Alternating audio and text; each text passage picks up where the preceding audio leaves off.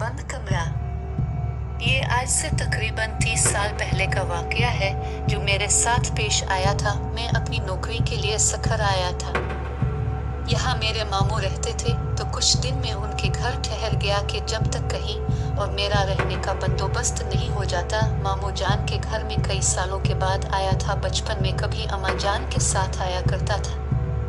अभी कुछ दिन ही गुजरे थे, नई नई नौकरी थी, मैं इसमें उलझा हुआ था। एक रात में देर से घर लौटा, खाना खाकर मैं अपने कमरे की जानिब बढ़ा तो मुझे ऐसा महसूस हुआ कोई ऊपर की जानिब गया हो। मेरा कमरा जीने के सामने था और ऊपर एक कमरा था जो बंद पड़ा था। मामू ने मुझे पहले दिन ही वहां जाने से मना किया था।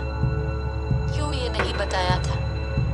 मैंने भी ज्यादा न पूछा, मगर इस वक्त कौन गया होगा वहां, ये सोचकर मैं ऊपर चला गया। कमरे के बाहर पहुंचा था कि अंदर से मुझे किसी के हंसने की आवाज आई। दिल बुरी तरह धड़का। फितरी तजस्सुस के बाइस मैंने दरवाजा खोला। अंदर कोई भी नहीं था। मैंने नजर घुमाकर चारों जानिब देखा। कमरा अरसा बंद रहने की वजह से गर्द आलूदा हो रहा था। आवाजों को अपना वहम जानकर मैं पलटने ही लगा था कि मेरी मुमानी ने मुझे पीछे से पुकारा। मैंने चौंक कर देखा। मुझे हैरत भी हुई कि वो कभी सीढ़ियां नहीं चढ़ती थी, फिर ऊपर। मगर उन्होंने कहा कि मुझे ऊपर आते देखा तो मेरे पीछे चली आए। मुझसे पूछा तो मैंने बताया कि मुझे लगा कोई यहाँ आया है, देखने चला आया। खैर मैं उनके साथ नीचे आने लगा। अभी 2-3 सीढ़ियां ही उतारे होंगे कि मुझे महसूस हुआ कि कोई मेरे पीछे फिर हंसा हो, मगर वहां तो मुमानी थी। मैंने डरते डरते अपनी गर्दन घुमाई और मेरे होश उड़ गए। मेरे पीछे मुमानी के बजाय एक झुलसे हुए चेहरे वाली लड़की खड़ी थी जिसकी आंखें सुर्ख थी।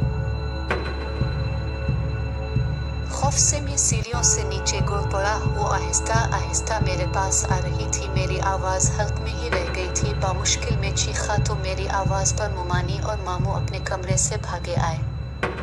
मेरी हालत बहुत गैर हो चुकी थी। मैं नीम बेहोशी में था, मगर मुझे वो लड़की अपने सामने महसूस हो रही थी। मामू शायद समझ चुके थे मुझे क्या हुआ है। उन्होंने मुझ पर दम किया और अपने कमरे में ले गए। कुछ दिन बाद जाकर मेरी हालत बेहतर हुई। मैंने इस रात का तमाम हाल कह सुनाया तो मामू ने बताया कि ऊपर बंद कमरे में आसिफ हैं, इसलिए वहां कोई नहीं जाता, मगर वो किसी को नुकसान नहीं पहुंचाते। तुमने शायद वो दरवाज़ा खोला होगा, इसलिए तुम्हारे साथ ऐसा हुआ। इसके बाद मैं जितना वक्त भी उनके घर रहा, कभी जीने के पास भी खड़ा नहीं हुआ।